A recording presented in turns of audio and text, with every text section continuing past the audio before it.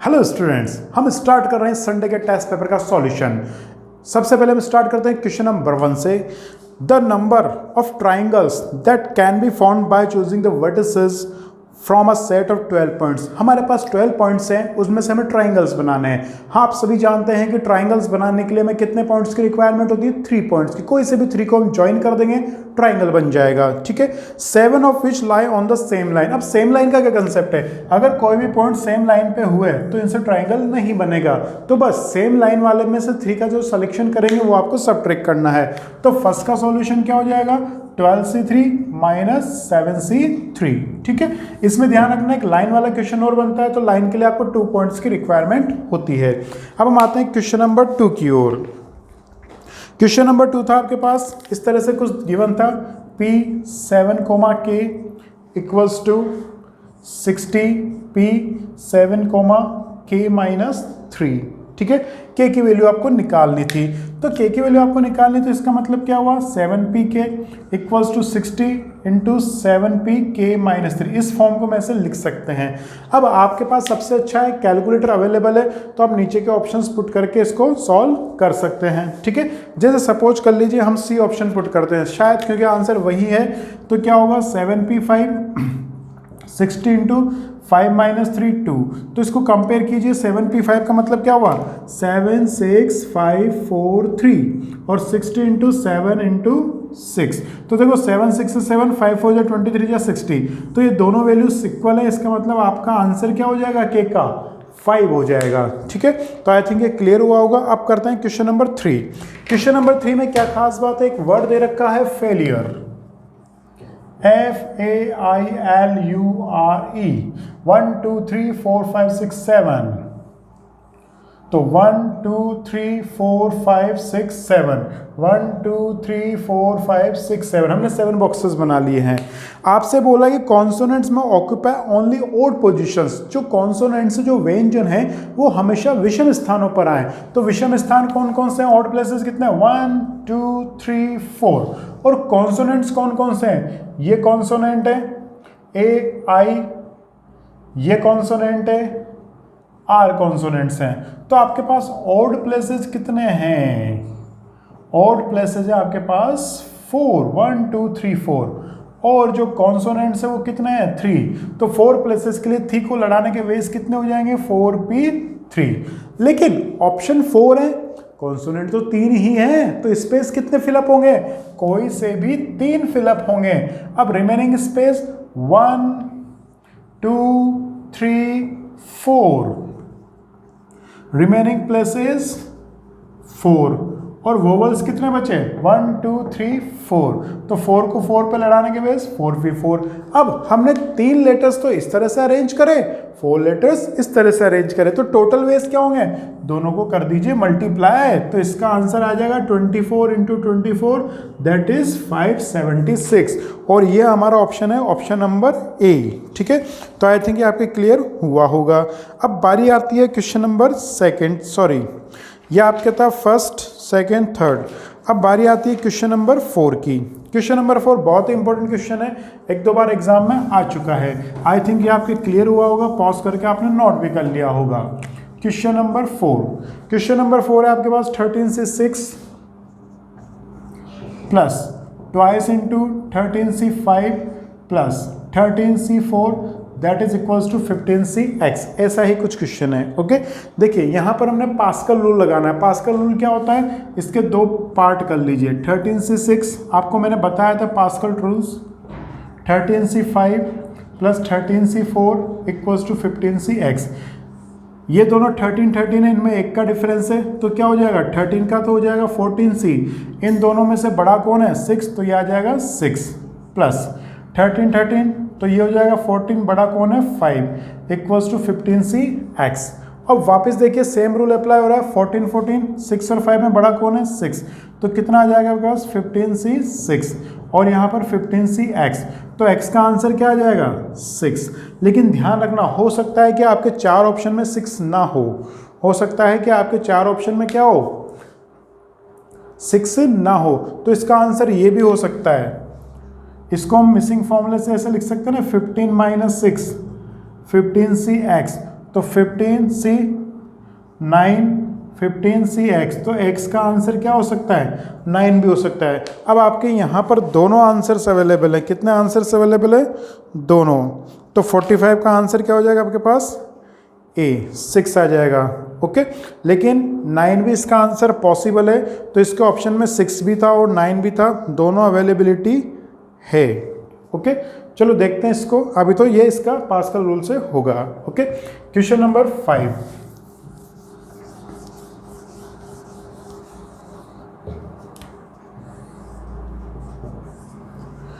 Question number 5 देखिए क्या है। क्वेश्चन नंबर 5 है द 4 डिजिट नंबर्स। कितने डिजिट का नंबर बनाना है आपको? 4 डिजिट नंबर बनाना है, तो 4 डिजिट बना लीजिए। आपके पास टोटल डिजिट्स कितने हैं? 7 1 3 5 7 8 9 और 3000 से ग्रेटर बनाना है। तो ऑब्वियस सी बात है कि 3000 से ग्रेटर है, तो यहाँ पर क्या क्या आ सकता है? 3 आ सकता है, 5 आ सकता है, 7 आ सकता है, 8 आ सकता है और 9 आ सकता है। 1 और 2 नहीं आ सकता। तो इस प्लेस के लिए कितने ऑप्शंस अवेलेबल है आपके पास? 5। अब रिमेनिंग प्लेसेस 3 और रिमेनिंग डिजिट 6। तो 5 इंटू 6 इंटू 5 इंटू 4, तो 6 5 जा 30 इंटू 20, तो आंसर क्या आ जाएगा आपके पास? 600। ठीक है, और 600 मतलब आपके पास कौन सा ऑप्शन है? सी ऑप्शन है। ठीक है, तो आई थिंक ये आपके क्लियर हुआ होगा। अब हम बारी लेते हैं क्वेश्चन नंबर 6 की। ठीक है, क्वेश्चन नंबर 6 था एपीजीपी से। The sum of all natural numbers between 100 and 1000 which are multiple of 5। 100 and 1000 between, तो बिटवीन का मतलब 100 और 1000 के बीच में जो आ रहे हैं, तो सबसे पहला नंबर क्या होगा? 105, फिर 1110 और सबसे लास्ट वाला क्या होगा? 995। अब आपको बताना है, वैसे तो इसका फॉर्मूला होता है first term plus last term upon 2, लेकिन n इंटू मल्टीप्लाई होता है उसमें, तो आपको n निकालना पड़ेगा। तो n कैसे निकालेंगे? लास्ट टर्म कितनी है? tn इक्वल्स टू 995, तो a plus n minus 1 into D. इसको सॉल्व कर लीजिए। 105 plus 5n minus 5 995, 5n equals to 995। 100 में 5 100 बचा, उधर माइनस जाएगा 100, तो क्या बचा? 895। और 895 को आप डिवाइड कर दीजिए किससे? 5 से। तो 895 डिवाइड बाय 5 दैट इज आया 179। तो सम का फॉर्मूला लगा दीजिए। 179 upon 2 first term plus last term, तो सॉल्व कर लीजिए इसको। तो 105 प्लस 995 इंटू 179 अपॉन 2, तो ये आ गया 98450। क्या आ गया? 98450। ठीक है, आप ये आ गया ए आंसर आ जाएगा। कितना आंसर आ जाएगा इसका? ए आंसर आ जाएगा। ठीक है, तो आई थिंक आपके ये क्लियर हुआ होगा। अब आते हैं क्वेश्चन नंबर 7 की ओर। क्वेश्चन नंबर 7 में क्या है देखिए। Find 3 numbers in GP such that their sum is 21 and the sum of their square is 189। तो मुझे नहीं लगता इसको बताने की जरूरत है। सबसे पहले तो वो ऑप्शन पसंद कीजिए जो जीपी में है। तो पहला ऑप्शन है 579, it is not a GP, it is an AP. 3 7 11 ये भी नहीं है। 3 6 12, 3 2 जा 6 2 जा 12 ये पॉसिबल है। 4 8 9, तो ये ना तो एपी है और ना जीपी है, तो आंसर क्या है कि इसका सी आंसर आ जाएगा। कितना आंसर आ जाएगा इसका? सी। ठीक है, अब बारी आती है क्वेश्चन नंबर 8 की। क्वेश्चन नंबर 8 बहुत अच्छा क्वेश्चन है, थोड़ा डिफिकल्ट था प्रेजेंटेशन में, इसके वर्किंग आपको करनी पड़ेगी। जब पेपर अच्छा बनता है तो इस तरह के क्वेश्चंस डाले जाते हैं। तो क्वेश्चन नंबर 8 में है जीपी की टर्म्स है टी पी प्लस क्यू कितना है? एम, और टी पी माइनस क्यू कितना है? एन। आपको निकालना है टीपी। टीपी का मतलब सपोज फर्स्ट टर्म ले लीजिए ए, सेकंड टर्म रेशियो ले लीजिए आर, तो ए आर पी माइनस 1 की वैल्यू आपके पास होनी चाहिए। तो फर्स्ट टर्म अगर हमने ए ली है, रेशियो आर लिया है, तो टी पी प्लस क्यू क्या होगा? A into R P plus Q minus 1, और ये क्या होगा? A into R P minus Q minus 1। ठीक है, ये हो गया। अब इक्वेशन 1 और इक्वेशन 2 दोनों इक्वेशंस को मल्टीप्लाई कर दीजिए। तो ए को ए से मल्टीप्लाई करेंगे तो क्या होगा? ए स्क्वायर। आर को आर से करेंगे तो बेस सेम है, तो पावर्स क्या हो जाती है, ऐड हो जाती है। तो ये पावर्स क्या हो जाएगी, ऐड। तो ऐड कर दीजिए p plus Q minus one plus P minus Q minus one equals to M into N, ये हो गया। अब A square dot R, I think Q से क्यू चला गया, P P two P minus one two, तो two common ले लीजिए तो क्या हो जाएगा पी माइनस वन। तो देखो हमें जो लाना है कुछ कुछ दिख रहा है लेकिन टू गड़बड़ कर रहा है, तो क्या हम इसको ऐसा लिख सकते हैं क्या, होल स्क्वायर लिख सकते हैं। जब टू अंदर आएगा तो इससे भी लड़ेगा इससे भी लड़ेगा। अब टू को धक्का मार दो उधर क्यों, क्योंकि हमें ये चाहिए।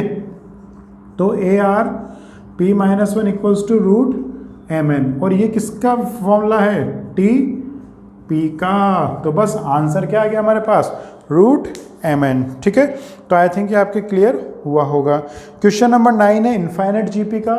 इनफाइनाइट जीपी का सम होता है क्या,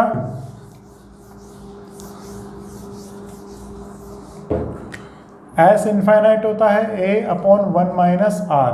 तो x की वैल्यू किसके इक्वल है, x में फर्स्ट टर्म है a 1 है, r कितना है 1/3, y कितना है 1 माइनस उसका r कितना है 1/4। सॉल्व कर लीजिए, 1/3 एलसीएम लीजिए तो 3 माइनस 1 तो क्या बचा 3/2। यहाँ लीजिए 1/4 4 माइनस 1 तो 4/3। आपसे वैल्यू पूछ रहा है x इंटू वाई की, तो दोनों को मल्टीप्लाई कर दीजिए, 3 से 3 गया 2, तो आंसर क्या आ जाए आपके पास 2। और ये था कौन सा क्वेश्चन नंबर, क्वेश्चन नंबर 9। ठीक है, आई थिंक ये क्लियर हुआ होगा, इसको पॉज करके नोट कर लीजिए। ओके, आइए अब हम करते हैं सॉल्यूशन ऑफ क्वेश्चन नंबर 10। इस तरह की अजीब सी सीरीज थी, ये क्वेश्चन था एपीजीपी का। तो लॉग एक्स मतलब सीक्वेंस एंड सीरीज का, तो log X plus log X square upon Y. इसमें लॉग की प्रॉपर्टी काम आती है। लॉग की प्रॉपर्टी क्या काम आएगी, जैसे लॉग एक्स इंटू वाई, तो क्या होगा log X plus log Y. इधर सब जगह लॉग एक्स वाई लिख रहा है, ऐसे लॉग एक्स अपॉन वाई है, इसका मतलब क्या होगा log X minus log Y. और एक और है लॉग एक्स पावर एन, तो पावर कहाँ जाएगी आगे और लॉग एक्स। ठीक है, अब इसकी पहले हम ट्रिक समझते हैं फिर इसकी वर्किंग समझेंगे। तो देखिए ये एन टर्म्स तक का सम है, तो S1 बता दीजिए कितना होगा। फर्स्ट टर्म का सम कितना आएगा लॉग एक्स आएगा। अब देख लो इसमें फर्स्ट टर्म का सम लॉग एक्स किससे आ रहा है। सबसे पहले लेते हैं हम ए ऑप्शन, तो इसमें 1 रख दीजिए एन के प्लेस पर, तो 1 रखेंगे तो बाहर क्या बचेगा 1/2 log X minus log Y plus log X plus log Y. 2 से ब्रैकेट कर दीजिए, दोनों को मल्टीप्लाई कर दीजिए, ऐसा कुछ बनेगा। तो 2 लॉग एक्स में से लॉग एक्स गया तो 1 लॉग एक्स बचा, 2 log y में से माइनस log y, और इससे कहीं भी log x नहीं आ रहा है, तो पहला ऑप्शन आपका कैंसिल हो जाता है। दूसरा ऑप्शन में 1 पुट कीजिए, तो 1/2, यहाँ 1 पुट करेंगे तो log x y का मतलब log x plus log y plus x/y का मतलब log x minus log y। तो log y से log y कट गया और log x मिलके कितना हो गया 2 log x, और 2 से 2 कटा, क्या बचा आपके पास log x। ठीक है, तो क्वेश्चन नंबर 10 का जो आंसर आने की संभावना है वो एक तो ये है। ओके, अब देखते हैं और किस में ये आ रहा है। सी ऑप्शन देखते हैं। अब ये तो फर्स्ट तो आ गया, इसको चेक कर लेते हैं आगे कि इसके S2 कितना आएगा। S2 का मतलब क्या हुआ log x plus 2 log x, 2 आ गया ना ऐसे, माइनस log y, तो फाइनली बचेगा 3 log x minus log y। तो इसमें 2 रख के देखते हैं इसी ऑप्शन में, तो 2/2 2 log x plus 2 log y plus log x minus log y। तो चेक करके देते हैं 2 log x और log x कितना हो गया, ये तो हो गया बाहर 1, 3 log x, 2 log y में से log y गया तो प्लस log y, तो 3 log x plus log y। लेकिन हमें यहाँ क्या चाहिए माइनस का log y, तो ये नहीं हो सकता b। इसी तरह से आप c पुट कर सकते हैं, इसी तरह से आप d पुट कर सकते हैं, तो इसका आंसर आपके सेट हो रहा है। c भी नहीं होगा तो d आंसर आएगा। ये तो इसका ट्रिक, अगर आपको प्रॉपर्टीज आती हैं तो डायरेक्ट, अदरवाइज फिर इसका डायरेक्ट मेथड क्या है वो भी हम देख लेते हैं। मतलब डायरेक्ट मेथड मतलब इसका जो रेगुलर प्रोसेस है वो क्या है वो भी हम देख लेते हैं। तो इसको तो log x लिखा रहने दीजिए, इसको लिखेंगे हम स्टेप बाय स्टेप कर देता हूं मैं, log x square minus log y plus log x cube minus log y square up to n terms. ठीक है, कितनी टर्म्स है ये? n terms. अब देखिए log x तो यहाँ पहली टर्म से स्टार्ट हो गया, लेकिन log y कहाँ से स्टार्ट हो रहा है? सेकंड टर्म से। मतलब जो log y होगा वो n-1 टर्म्स होगी। कितनी टर्म्स होगी वो? n-1। तो ये क्या हो गया? log x, इसको लिख लीजिए 2 log x, फिर इसका ये वाला लिख लीजिए 3 log x। हमने इसको अलग अलग कर दिया, तो ये कितना हो गया? Up to n terms. इनमें आगे सब में माइनस कॉमन आ रहा है, तो क्या बनेगा ये? log y plus 2 log y plus 3 log y dot dot dot up to n-1 terms. अब इसमें क्या कॉमन आ रहा है हमारे पास? log x, तो 1 plus 2 plus 3 up to n terms. इसमें भी क्या कॉमन आ रहा है आपके पास? log y, तो 1 plus 2 plus 3 up to n-1 terms. इसका फॉर्मूला आप सभी को पता है, क्या होता है? n plus 1 upon 2। इसका क्या होगा?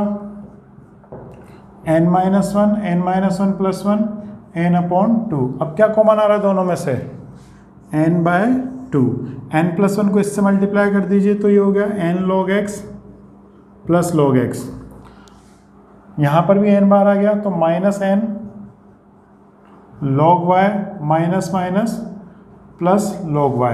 इन दोनों में n कॉमन आ रहा है हमारे पास, तो जैसे हम n कॉमन लेंगे तो ये सब्ट्रैक्ट होंगे। सब्ट्रैक्ट होने का मतलब क्या हो जाएगा? n कॉमन लेने के बाद x y, ये दोनों प्लस हैं, मतलब log x y। तो आपके पास आंसर आ जाएगा इसका D इस तरीके से। ठीक है, तो इसको पॉज करके आप नोट कर लीजिए ताकि ये क्लियर हो। इसके बाद आते हैं हम क्वेश्चन नंबर 11 की तरफ। क्वेश्चन नंबर 11 है, आई थिंक ये पॉज करके नोट कर लिया होगा आप लोगों ने।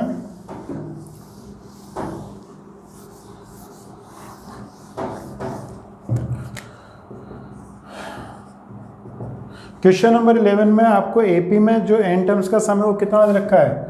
2n स्क्वायर प्लस 5n, और आपसे क्या पूछ रहा है? nth term. ठीक है, और 4 आंसर दे रखे हैं nth टर्म के। तो 4 आंसर क्या क्या है? 4n माइनस 2, दूसरा है 3n माइनस 4, 4n प्लस 3 और 3n प्लस 4। अब इसमें हमें एक कंसेप्ट तो पता है कि S1 इक्वल्स टू क्या होता है? T1। तो इसमें S1 निकालो, कितना आएगा? 2 प्लस 5 7। तो T1 देखो 7 किससे आ रहा है? तो यहाँ 1 पुट करा, 4 प्लस 3 7 इससे आ रहा है, 1 पुट करा 3 प्लस 4 7 इससे आ रहा है। इन दोनों से तो नहीं आ रहा, तो दोनों ऑप्शन मैदान में से हट गए। अब बारी आती है 2 पुट करने की, तो 2 पुट करो, तो S2 कितना होगा? 2 इंटू 2 का स्क्वायर प्लस 5 इंटू 2, तो 4 2 जा 8 प्लस 10 18। तो 2 टर्म्स का सम कितना आ रहा है? 18। तो इन दोनों से 2 निकालिए, तो T2 कितना आएगा? पहले C ऑप्शन लेते हैं, तो 4 2 जा 8 प्लस 3 11, 11 और 7 18 हो गया। D ऑप्शन लेते हैं, 3 2 जा 6 प्लस 4 10 प्लस 7 17। तो आपका आंसर क्या हो जाएगा? ये वाला। ठीक है, क्यों नहीं हुआ? क्योंकि जो Tn है इससे T1 कितना आ रहा है? 7, T2 कितना आ रहा है? 11, और T1 प्लस T2 करेंगे तो कितना आएगा? 18, और यही 18 इसके बराबर आ रहा है। एक तरीका तो ये है। दूसरा तरीका क्या है?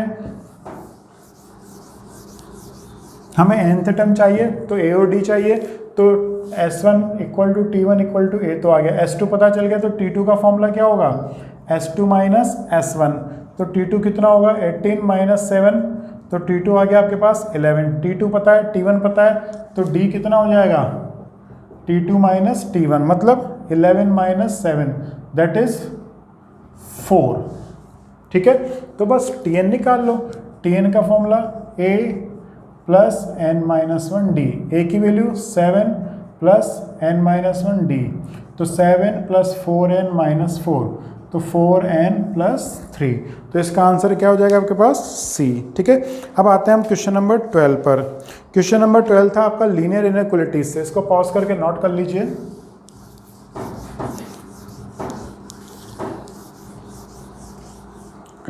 इस तरह का क्वेश्चन था क्वेश्चन नंबर 12, 3x - 4/4 और लेस देन इक्वल्स टू 5/12। ठीक है, अब मॉड्यूलस दो तरह की नेचर रखता है, एक पॉजिटिव वाली एक नेगेटिव वाली। तो यहाँ पर इसके दो सॉल्यूशन पॉसिबल है, एक तो ये पॉजिटिव वैल्यू रहे एज इट इज, और दूसरा सॉल्यूशन इसके आगे क्या लग जाए, फंक्शन के आगे माइनस। तो सॉल्व करके देखते हैं। डरावना वर्ड, डरावना साइन नहीं है, एज इट इज चलेगा। 3 3 जा 9x - 12 लेस देन 5, 12 को उधर भेज दीजिए तो 9x 17, तो x लेस देन 17/9। एक सॉल्यूशन तो आपके पास ये आ गया। अब माइनस साइन को उधर भेजेंगे हम तो ये साइन चेंज हो जाता है, बस यहाँ ध्यान रखना है आपको इनमें। ठीक है, माइनस साइन को जब भी दोनों तरफ मल्टीप्लाई करते हैं तो साइन चेंज हो जाएगा, तो बाकी तो सब कुछ वही है। तो उधर भेजेंगे तो ये -5 भी होगा। ठीक है, तो 3 3 जा 9x - 12 -5, उधर जाएगा तो 9x 5 + 12 7, तो x क्या आ गया 7/9। मतलब x क्या है 7/9 से तो ग्रेटर, मतलब 7/9 से तो ग्रेटर और 17/9 से लेस। तो ऐसा कौन सा ऑप्शन है, ऐसा ऑप्शन है बी। तो इसका आंसर क्या हो जाएगा, B is the correct answer. ठीक है, क्वेश्चन नंबर 13 है, सेम टू सेम इसी तरीके से है, तो वो भी आप कर सकते हैं। ओके, क्वेश्चन नंबर 14 में बस आपको ध्यान रखना है, सबसे पहले तो इस तरह के लैंग्वेज वाले जो भी क्वेश्चन आए, डाइटिशियन वाले, मेन पावर वाले, इसमें सबसे पहले 2 फ्री गिफ्ट आपको देखने हैं। कौन कौन से, x > 0, y > 0। क्यों, क्योंकि वेरिएबल्स के आंसर जो भी प्रोडक्ट होंगे उनका आंसर कभी भी नेगेटिव नहीं हो सकते हैं। तो सबसे पहले तो वो ऑप्शन पसंद कर लो। तो ऐसा ऑप्शन कौन सा है आपके पास, पहले में नहीं है, दूसरे में नहीं है, तीसरे में नहीं है, चौथे में है, तो बस डायरेक्ट आंसर क्या हो गया, चौथा हो गया आपके पास। ठीक है, तो आई थिंक ये क्लियर हुआ होगा, इसको पॉज करके नोट कर लीजिए। ओके, अब हम करते हैं क्वेश्चन नंबर 15। क्वेश्चन नंबर 15 था आपका डिफरेंशिएशन से। f(x) आपको गिवन है x⁻k और आपको बोला हुआ है कि f'(1) इक्वल्स टू कितना है 10, then find the value of k। तो कुछ नहीं करना है, f'(x) तो निकालो, x की पावर k क्या होगा, kx k-1। अब f'(1) की वैल्यू दे रखी है तो पुट x = 1, बस, बहुत छोटा सा क्वेश्चन है।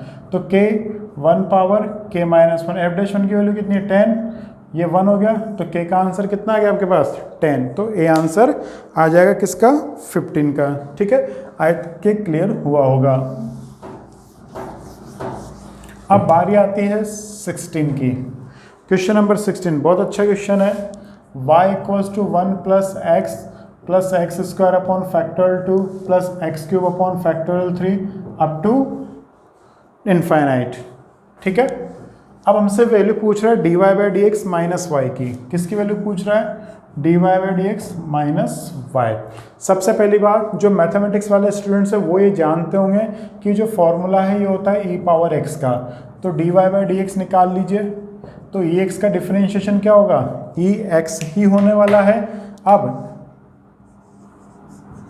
ex किसकी वैल्यू है, y की, तो इसकी जगह रख दीजिए y, इसको इधर ले आइए, क्या हो गया 0, तो इसका आंसर कितना आ गया 0। और जो मैथ्स के नहीं है वो नहीं जानते, वैसे मैथ्स वालों को भी कई बार पता नहीं होता कि इसका फॉर्मूला है, नहीं है, उनके लिए कुछ नहीं करना, हमें रूल पे चलना है। dy/dx 1 का डिफरेंशिएशन 0, x का 1, x² का 2x, फैक्टोरियल 2 का मतलब 2 × 1, x³ का 3x² मतलब 3 × 2 × 1, सो ऑन इनफाइनाइट तक। अब इसको सॉल्व करके देखते हैं थोड़ा। ये बचा 1, 2 से 2 गया x, 3 से 3 गया तो x² 2 × 1। इसी तरह आगे बचेगा x³ 3 × 2 × 1। तो देखो वापस क्वेश्चन बन गया ना ये, तो इसका मतलब ये y है, इसको इधर ले आइए, dy/dx - y = 0। ठीक है, आई थिंक आपके क्लियर हुआ होगा। अब बारी आती है क्वेश्चन नंबर 17 की। क्वेश्चन नंबर 17 देखते हैं।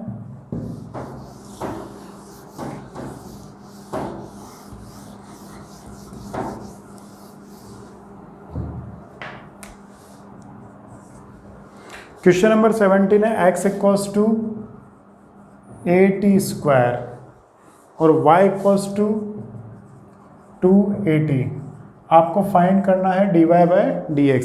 ठीक है, पैरामीट्रिक फंक्शन सही है, x is a function of t, then we have to calculate dx/dt that is 2AT। यहाँ पर क्या होगा dy/dt that is 2a। Equation 1 equation 2 हमें y ऊपर रखना है तो 1 डिवाइडेड बाय क्या कर दीजिए 2 कर दीजिए। तो 1 डिवाइड बाय 2 करेंगे तो हम dy/dt दिस अपॉन दिस करेंगे तो ये मान के चलते हैं आपके पास क्या बचता है दिस 2a से 2a क्या 1/t आंसर आ जाएगा। ठीक है, अब बारी करते हैं हम क्वेश्चन नंबर 18 की। बहुत अच्छा क्वेश्चन है।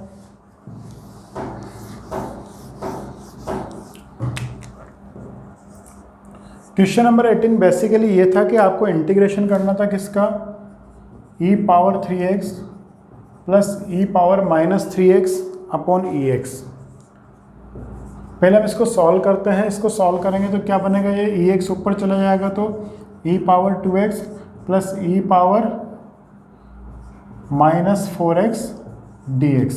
वैसे तो इसका डायरेक्ट फॉर्मूला होता है। डायरेक्ट फॉर्मूला क्या होता है, e⁻ax का इंटीग्रेशन जो होता है वो होता है e⁻ax और x के मल्टीपल में जो भी होता है divided by a plus c। तो इसका क्या हो जाएगा e⁻2x upon 2 minus e⁻−4x upon 4 plus c। तो ऐसा ऑप्शन कौन सा है आपके पास, हाँ बी ऑप्शन ऐसा है। लेकिन हम इसको ऐसे नहीं करेंगे, हम डिफरेंशिएशन वाले प्रोसेस से करेंगे। ठीक है, हमारे पास 4 ऑप्शन है। डिफरेंशिएशन वाले प्रोसेस से कैसे करना है, आपका डिफरेंशिएशन परफेक्ट होना जरूरी है। जैसे पहला ऑप्शन क्या है, हमने इसको इस फॉर्म में लिखा था e⁻2x प्लस e⁻−4x। हमने पढ़ा था कि डिफरेंशिएशन और इंटीग्रेशन दोनों एक दूसरे के रिवर्स प्रोसेस है, वाइस वर्सा है। ठीक है, तो आपको ये ध्यान रखना है कि आंसर अगर हमें इंटीग्रेशन नहीं आता तो कोई बात नहीं, हमें डिफरेंशिएशन आता तो भी हम इसको कर सकते हैं। तो पहला क्वेश्चन क्या आपके पास e2x upon 2 plus e⁻−4x upon 4 plus c। इसका डिफरेंशिएशन तो आता होगा ना, तो 1/2 ऐसा का ऐसा ही 2e2x प्लस 1/4 ऐसा का ऐसा ही -4 e⁻−4x प्लस 0। 2 से 2 कटा 4 से कटा,